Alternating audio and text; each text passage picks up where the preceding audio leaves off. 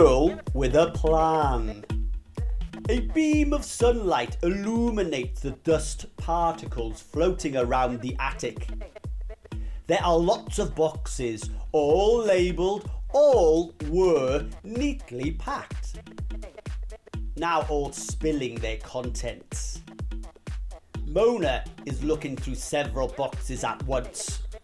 She grabs various items as she searches. A rope from one, pliers from another, ski goggles, Dad's old sports gear from a box marked Dad's energetic things, never used.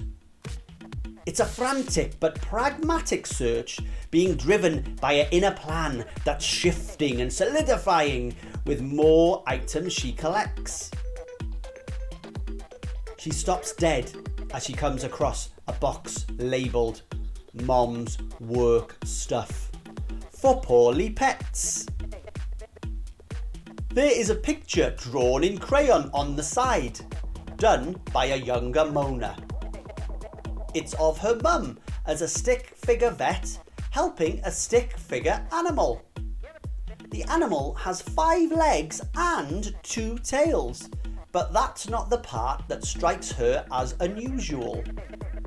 It's the smile she has drawn on Mum's face that looks wrong.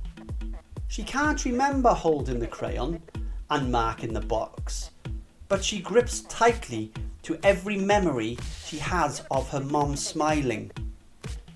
There's not many, and she's scared that if she even forgets one, she will never see Mum replace it with another. She opens the storage box slowly, convincing herself that her eyes want to water because of the dust. Mum's veterinarian belongings lay inside. Some bandages, a thermometer, surgical masks, some medical books, gloves and shirts. Mona has fuzzy memories of Mum as a vet. It's mostly different bits she has put together in her mind. She has fractured memories of the smell of the antiseptic and stinky pets, the cacophony of barks and meows, frozen pictures of worry and pain on the faces of the people who brought in their beloved pet friends. The one thing she does clearly recognise is the stethoscope Mum used to wear around her neck. She remembered the end was shiny and cold to touch. She remembers her mum showing her how they worked. She remembers listening to her mum's heartbeat with them, a beat that sounded so strong, comforting and so familiar. The apparatus lay at the bottom of the box, just as shiny today as it was then. She's not sure why, but she wants to touch it and for it to be near her. She gathers it up with all the other swag.